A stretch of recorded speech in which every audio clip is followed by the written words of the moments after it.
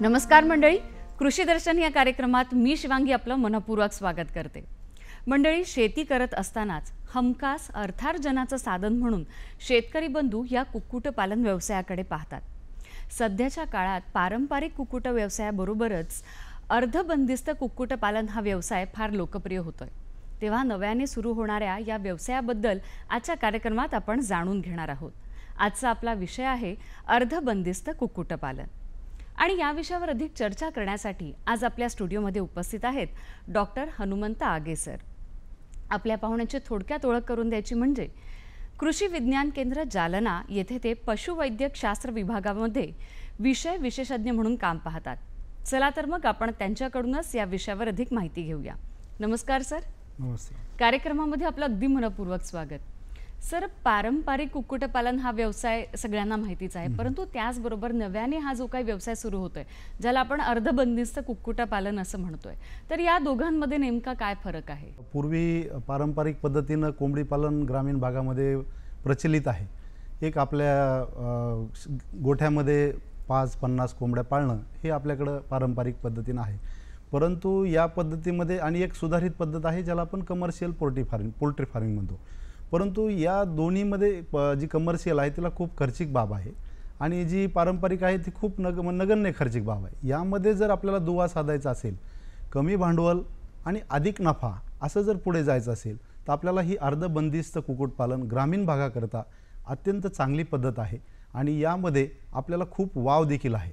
म्हणजे ही पुढे पद्धत जर आपण अर्थार्जन कसं करायचं यासाठी आपण ही निवडली पाहिजे। साधारण फरक करायचा झाला की पारंपरिक कुक्कुटपालन आणि अर्धबंदिस्त कुक्कुटपालन, तर या दोघांमध्ये नेमका फरक काय असतो? फरक सांगताना मॅडम की मुक्तमध्ये काय की कोंबड्या ह्या पाळल्या जातात आणि शेडमध्ये बाहेर दिवसभर फिरतात, त्यांचं खाणं पिणं त्या निसर्गासोबत आपण करतात आणि त्यांचं पोट भरायचं खर्च काही कोंबडी पालकाला येत नाही। परंतु अर्धबंदिस्तमध्ये आपण त्यांना त्यांची जी फिरणं आहे त्याच्यावरती बंधन आणून त्याला रेस्ट्रिक्टेड एरिया, म्हणजे आपण एका पर्टिक्युलर जागेमध्ये म्हणजे एका कोंबडीसाठी 10 स्क्वेअर फूट जागा जी फिरण्यासाठी आपण देतो आणि त्याच्या बाजूने जी फेन्सिंग लावतो, या फेन्सिंगच्यामुळे त्या बाहेर जात नाहीत, दिवसभर तिथं फिरतात। त्यांची खायची सोय आपल्याला करावं लागते। जसं मुक्तमध्ये त्यांना नैसर्गिक खाद्य मिळतं तसं इथं आपल्याला सीमित पद्धतीनं नैसर्गिक मिळतं, परंतु पूर्ण पोटभर मिळत नाही, म्हणून आपण त्याला थोडं खाण्याची सोय करतो। आणि या पद्धतीमध्ये रात्री त्यांना निवारा म्हणून थंडी आहे, पाऊस आहे, गारपीट आहे किंवा वारा आहे, ऊन आहे, याच्यापासून संरक्षण मिळावं आणि जे जंगली त्यांचे शत्रू आहेत त्यांच्यापासून संरक्षण मिळावं यासाठी त्यांना आपण एक निवारा देतो, संरक्षित निवारा। या पद्धतीमध्ये रात्री शेडमध्ये कोंबडी ठेवणं आणि दिवसा त्या मुक्त पद्धतीनं त्या अंगणामध्ये फिरण्यास सोडणं, त्यांची खायची सोय काही प्रमाणात करणं आणि काही प्रमाणात निसर्गतः त्यांना उपलब्धता मिळणं, या पद्धतीमध्ये हे केलं तर आपण याला अर्धबंदिस्त म्हणतो आणि या पद्धतीमध्ये आपल्याला खर्च थोडा कमर्शियलपेक्षा कमी येतो, परंतु फायदा मात्र जास्त होतो। फायदा आपल्याला याच्यात जास्त होतो। ग्रामीण भागातील शेतकऱ्यांनी जर का अर्धबंदिस्त कुक्कुटपालन व्यवसाय केला तर तो त्यांना कशा प्रकारे फायद्याचा ठरणार आहे? ग्रामीण भागामध्ये जर आपण पाहिलं दृश्य की जागतिक लेवलला जी काही अंडी उत्पादन आहे मॅडम, की जर याच्यामध्ये बघितलं आपण की जगामध्ये सगळ्यात जास्त अंडी उत्पादन करणारा देश हा चायना आहे आणि त्यांची लोकसंख्या देखील जास्त आहे आपल्यापेक्षा। आज आपण त्यांच्या बरोबरील लोकसंख्येला आलो आहोत, परंतु जर अंडी उत्पादनामध्ये बघितलं तर चायनामध्ये 164 करोड अंडी रोज निर्माण होतात आणि त्यांची लोकसंख्या आहे 142 करोड। म्हणजे लोकसंख्या जेवढी आहे तेवढेच अंडी त्यांना रोज मिळतात। परंतु भारताची जी पोझिशन आहे आपण जर बघितलं अवस्था, आपली लोकसंख्या ही 141 करोड आहे, परंतु रोज आपल्याला अंडी मिळण्याचं जे क्षमता आहे भारतीयाची ती फक्त 31 करोड आहे। म्हणजे इतका अंडी उत्पादनाला वाव आहे आणि आज आपल्याला विज्ञान सांगतं की प्रति माणसाला आपली लोकसंख्या जर पाहिली तर आपल्याला 186 अंडे 180 अंडे कमीत कमी आपल्याला वर्षभरामध्ये मिळाली पाहिजे. आणि ही उपलब्धता जर बघितली आपल्या आजची तर आपल्याला फक्त 90 अंडी आज आपल्याला मिळतात. म्हणजे 90 आणि 186 तर आजच्या कुक्कुटपालन जे आपलं वाढलेलं आहे किंवा जे आहे त्याला डबल स्कोप आहे. आणि हे जर आपण कमर्शियलमध्ये बघितलं तर ही मागच्या पशुगणनेमध्ये फक्त कमर्शियल पोल्ट्री फार्मिंगमध्ये आपल्याला 4.5% वाढ आहे. आणि मुक्त पद्धतीमध्ये जर बघितलं आपण बॅकयार्ड पोल्ट्री याच्यामध्ये जवळजवळ मागच्या 2019च्या पशुगणनेमध्ये 47% वाढ झालेली आहे. म्हणजे आपल्याला आणि ही वाढ होऊनही आपल्याला अंडी उत्पादन आपल्याला जेवढे पाहिजे तेवढे मिळत नाहीत. किंबहुना जेवढी लोकसंख्या आहे आज आपण बाहेर 8 बिलियन लोकसंख्या म्हणतो आणि मांसाहार किंवा हे जे प्रोटीनयुक्त आहार आहे हे खाणाऱ्याचं प्रमाण जगामध्ये जास्त आहे. याच्यामध्ये मॅडम आपल्याला एक्सपोर्ट करायला पण खूप वाव आहे. आपली एक्सपोर्ट नगण्य आहे. सर, म्हणजे एकूणच काय तर अंड्यांची मागणी बाजारामध्ये भरपूर आहे. त्यामुळे जर का शेतकरी बंधूंनी हा अर्धबंदिस्त कुक्कुटपालन व्यवसाय केला तर नक्कीच त्याचा आर्थिकदृष्ट्या त्यांना फायदा होणार आहे. परंतु आपण जर का पाहिलं की पूर्वी ज्या पद्धतीने कुक्कुटपालन होत होतं की ते करताना त्यांना कोणत्या समस्या येत होत्या आणि त्या समस्या हे अर्धबंदिस्त कुक्कुटपालन करताना त्यांना येत नाहीत किंवा त्या काही गोष्टी आहेत की ज्या अगदी सोप्या होऊन जातात. बरोबर आहे मॅडम की आपण मुक्त पद्धतीमध्ये जेव्हा कोंबडी पालन करतो तेव्हा त्यांना संतुलित आहार हा त्याला देता येत नाही किंवा निसर्गात जे काही त्यांना खाद्यान्न मिळतं किडे असतील किंवा तिथं एखादं म्हणजे फिरणाऱ्या जागेवर त्यांना काही विष्ठा वगैरे मिळत असेल तर त्या खाऊन पोट कसं तरी भरतात. त्यामध्ये त्यांची अंडी देण्याची संख्या पण कमी होते. या अडचणी आपण अर्धबंदिस्तमध्ये सोपं करू शकतो.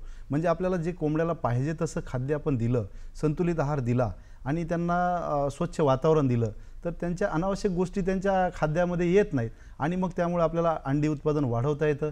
ह्याच कोंबड्या बाजारामध्ये लवकर विक्री जेव्हा पाहिजे त्या वजनाच्या तयार करता येतात आणि मग हे चांगलं वजनाच्या अट्रॅक्टिव्ह कोंबड्या बाजारामध्ये चांगले पैसे देऊन जातात. अशा प्रकारे आपण या दोन्हीमध्ये फरक आहे. आणि तिसरा फरक जो महत्त्वाचा आहे की मुक्तमध्ये जे त्यांचे शत्रू आहेत जसे मांजर आहे किंवा रानटी बोका आहे, कोल्हा आहे, कुत्रा आहे, साप आहे, मुंगूस आहे यांच्यापासून त्यांना संरक्षण देता येत नाही. किंबहुना ह्या कोंबड्या कमी होत जातात या शत्रून मारल्यामुळे त्यांची शिकार करतात. आणि या अर्धबंदिस्तमध्ये आपण त्यांना फेन्सिंग केल्यामुळं त्यांचं संरक्षण केल्यामुळं यांची शत्रूपासून संरक्षण होतं, शत्रूपासून सुटका होते. किंबहुना हा कोंबडी पालकाचा फायदा अधिक वाढतो. अशा प्रकारे याचा फरक आपल्याला दिसतो. एखाद्या शेतकरी बंधूंना जर का अर्धबंदिस्त कुक्कुटपालन व्यवसाय सुरू करायचा असेल तर सुरुवातीला कोणत्या गोष्टींकडे लक्ष दिलं गेलं पाहिजे? फार महत्त्वाचं आहे मॅडम की आपण जेव्हा हा व्यवसाय सुरू करतो तेव्हा कोणाचं पाहून किंवा डोक्यामध्ये आपण आर्थिक गणितं वेगवेगळे लावतो अशा भ्रमामध्ये न पडता आपण आपल्याकडं ज्या काही साधन सामुग्री आहेत त्यामध्ये 5 गोष्टी येतात. सगळ्यात महत्त्वाची गोष्ट येते आपलं जे भांडवल. म्हणजे आपण कशा पद्धतीनं किती जागेवर आणि किती संख्यांचं हे अर्धबंदिस्त कोंबडी पालन करणार आहे हे पक्क ठरवलं पाहिजे. भांडवलानुरूप आपण ते संख्येची गणित लावलं पाहिजे. ही झाली पहिली बाब. दुसरी बाब करताना आपण ते संरक्षण कसं देणार आहे. कोंबड्यांना रात्री निवारा बनवणार आपण शेड म्हणणार आहे. संरक्षण देण्यासाठी तो कसा असणार आहे. खर्चिक नसावा पण संरक्षण देणारा असावा. तिसरी गोष्ट जेव्हा आपण त्यांचं आहार व्यवस्थापन करतो त्यामध्ये आपण देताना किती प्रमाणामध्ये नैसर्गिक गोष्टी त्याच्यामध्ये अंतर्भूत केल्या आहेत ज्यामुळे आपला त्यांचा खर्च जो आहे दैनंदिन खर्च आहे तो सीमित राहील आणि सीमित राहिल्यामुळे आपला नफा हा वाढीव राहील. तर याच्यामध्ये या गोष्टींचा अंतर्भाव आहे. म्हणजे आपला दैनंदिन व्यवस्थापनावरचा खर्च कसा कमी राहील याच्याकडं बघणं गरजेचं आहे. यामध्ये मग औषध उपचार आले, रोगराई आली, खाद्यामध्ये आपण संतुलित आहाराबरोबर हाय फायबर कंटेनिंग गवतं आली, भाज्या आल्या किंवा आपल्या वेस्ट जे आहे भाजीपाल्यांचं ते आलं, ते किती प्रमाणात द्यायचं हे खाद्यानुसार आपण जर दिलं तर या कोंबड्यांच्या अंड्यामध्ये देखील नैसर्गिकता मिळते. किंबहुना आज आपल्याला ऑर्गॅनिक अंडं म्हणून तयार करता येईल. आणि या उत्पादनामध्ये ऑर्गॅनिक अंड्याचं जे काही जागतिक उत्पादन आहे ते फक्त 5% आहे मॅडम. आणि या अर्धबंदिस्त म्हणजे मुक्त पद्धतीमध्ये 16% आहे. भारतामध्ये या व्यवसायाला खूप मोठा वाव आहे. आणि अशा अंड्यामधून आपण नैसर्गिकरित्या जे अंडे तयार करतो याला आपण ऑर्गॅनिक अंडी म्हणतो आणि याला बाजारात खूप मागणी आहे. ज्यामध्ये स्ट्रेस फॅक्टर हे कमी असतात. पिंजऱ्यातल्या ज्या कमर्शियल कोंबड्या आहेत त्या 24 तास पिंजऱ्यात राहतात. त्यांचा कुठलाही व्यायाम शारीरिक होत नाही आणि व्यायाम न झाल्यामुळे त्यांच्या अंड्यामध्ये हे स्ट्रेस फॅक्टर्स येतात.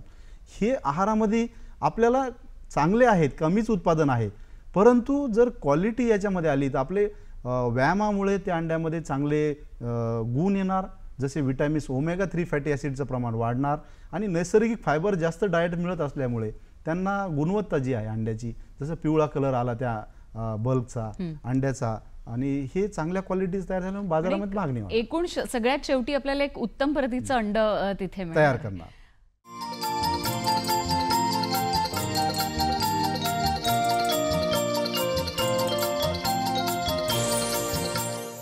व्यवसाय म्हटला की सगळ्यात पहिल्यांदा मुद्दा येतो तो म्हणजे भांडवलाचा.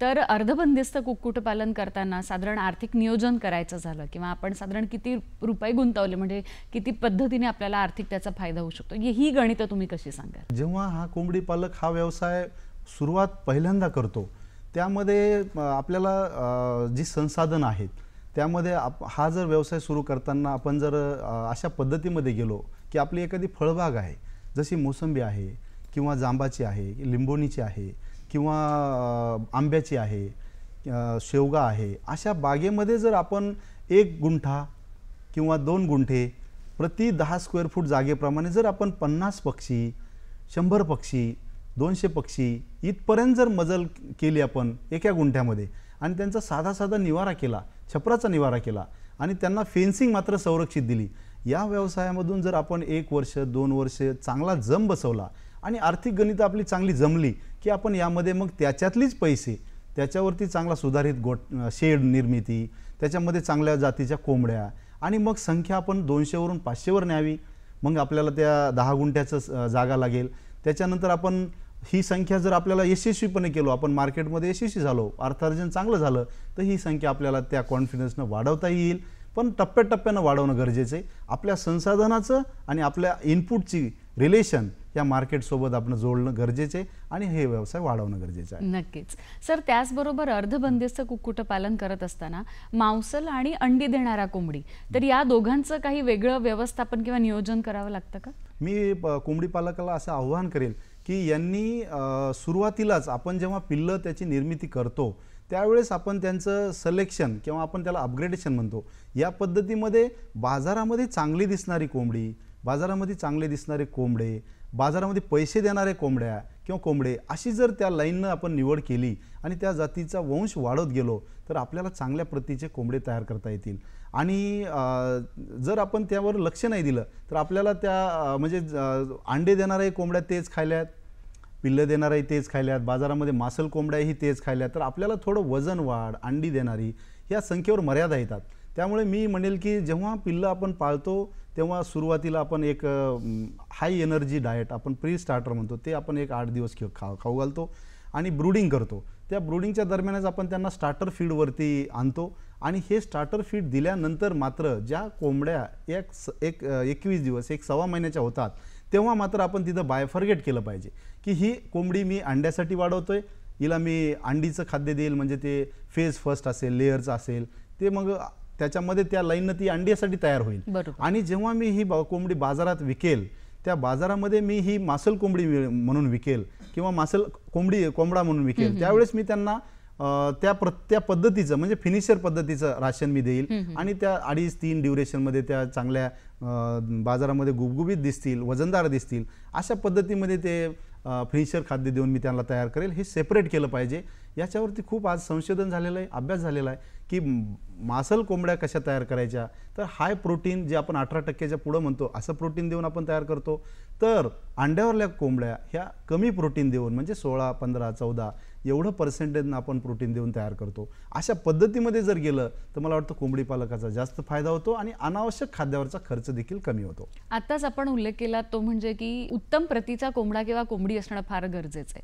तर तेच मला तुम्हाला विचारायला आवडेल की अर्धबंदिस्त कुक्कुटपालन करत असताना कोणत्या अशा कोंबड्यांच्या जाती आहेत की ज्यांचा स्वीकार शेतकरी बंधूंनी करावा? छान प्रश्न आहे मॅडम. की आपण जेव्हा कोंबडी पालन करतो त्यामध्ये जेव्हा आपण सुरुवातीला करतो त्यावेळेस आपण सुधारित जातींच्या कोंबड्यांचा अभ्यास केला पाहिजे, जेणेकरून आपल्याला बाजारामध्ये जर अंड्यांच्या मार्केटमध्ये आपल्याला उतरायचं असेल तर चांगल्या अंडी देणाऱ्या कोंबड्यांच्या जाती आपल्याकडे असल्या पाहिजे. मी तर म्हणेल की अंडी देणाऱ्या आज सुधारित जाती आपल्याकडे उपलब्ध आहेत. त्याच्यामध्ये ग्रामप्रिया आहे, श्रीनिधी आहे, कॅरिब्रो आहे, अशा प्रकारच्या अंडी देणाऱ्या जाती आहेत.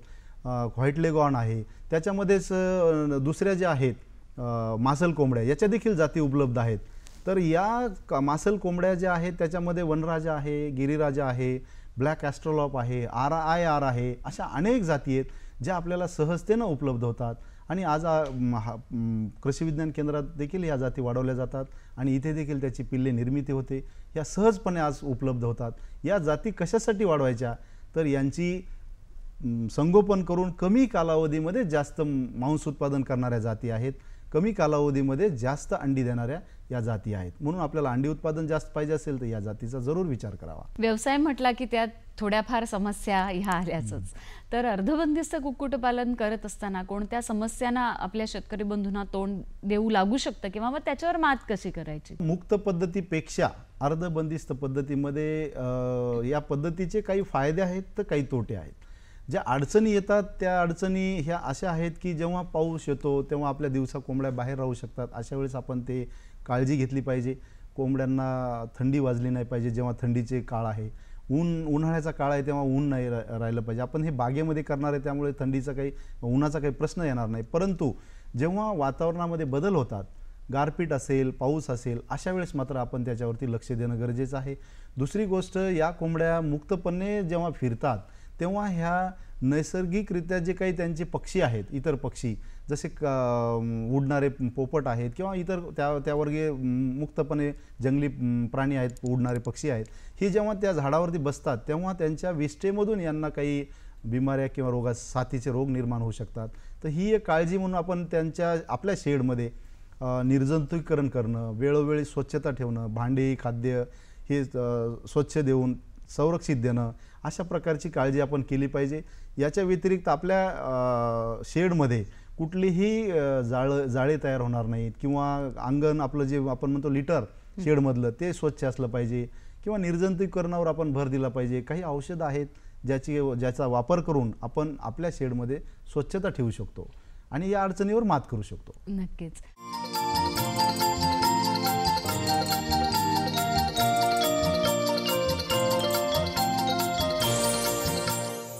अर्धबंदिस्त कुक्कुटपालन करत असताना जागेची निवड किंवा शेडबद्दल आपण उल्लेख केला तर हे फार महत्त्वाचं असतं. तर ती शेड कशा प्रकारे असावी किंवा जागा निवडताना ती कशी असावी? ज्या ठिकाणी आपण हे अर्धबंदिस्त कोंबडी पालन करणार आहेत त्या ठिकाणी मी सांगितलं आपलं की भांडवलाची मर्यादा, संख्यावर आपण पहिल्यांदा काम केलं पाहिजे की किती संख्या आणि माझा अनुभव, या 3 गोष्टीवरती जर विचार करून आपण पुढे गेलो तर मग शेडची निर्मिती, मग शेड हा निर्माण करताना आपली जी जागा आहे आपली अर्धबंदिस्तची त्याच्या सेंटरला असावा आणि या सेंटरला असून त्याची जी दिशा आहे लांबी आणि रुंदीची ती पूर्व पश्चिम असली पाहिजे. आणि रुंदी जी आहे त्या रुंदीच्या जे पूर्वेकडली आणि पश्चिमेकडल्या ज्या भिंती आहेत त्या आपल्या बांधलेल्या पाहिजेत आणि ज्या लांबीच्या दक्षिण आणि उत्तर ज्या दिशा आहेत त्या मात्र जाळीच्या असल्या पाहिजे.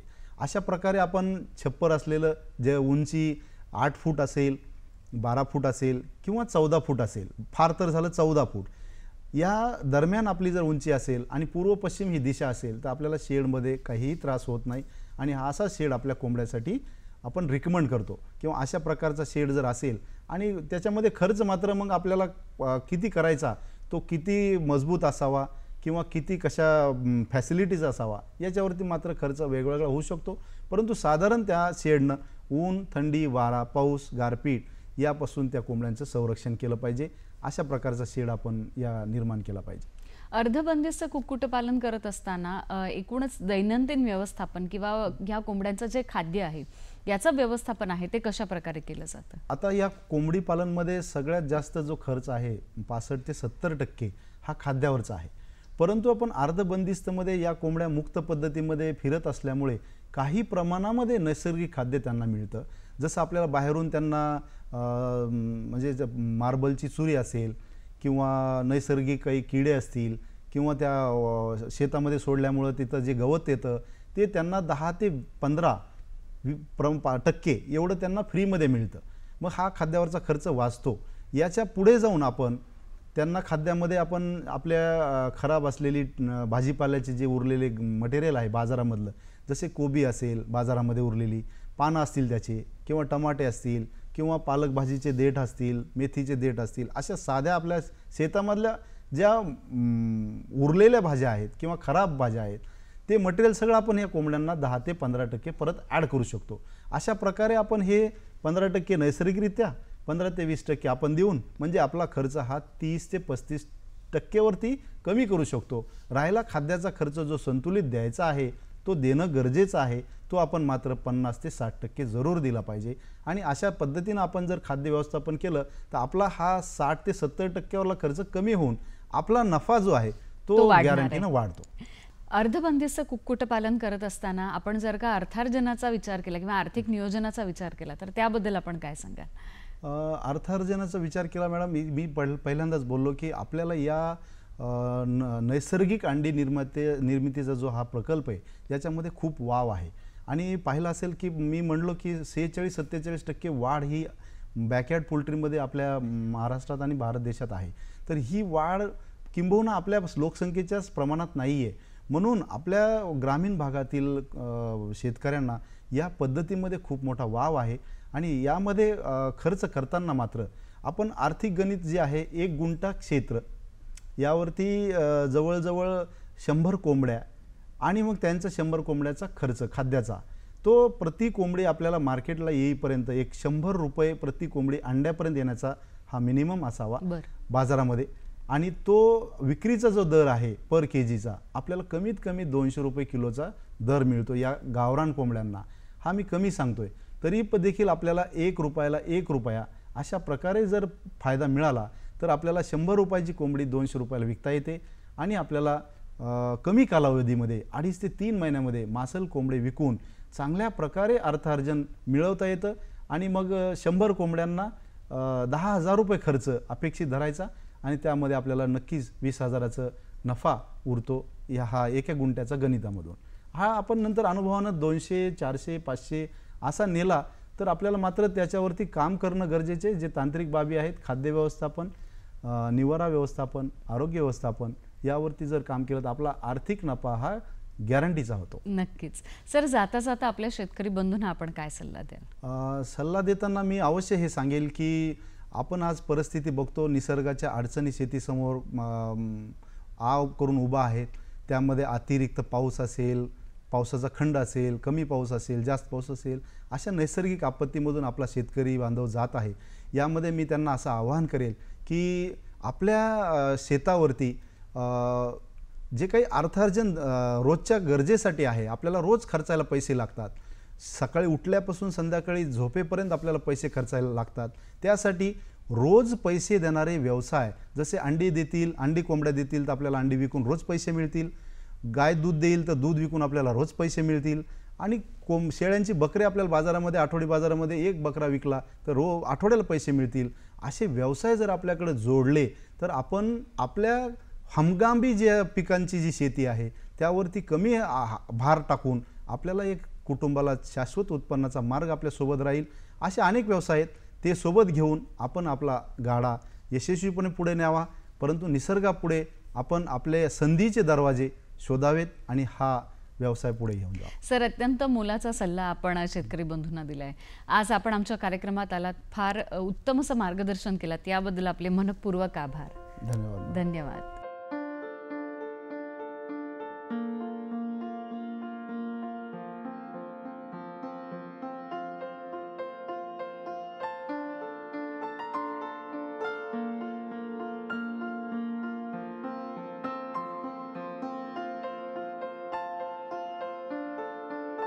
you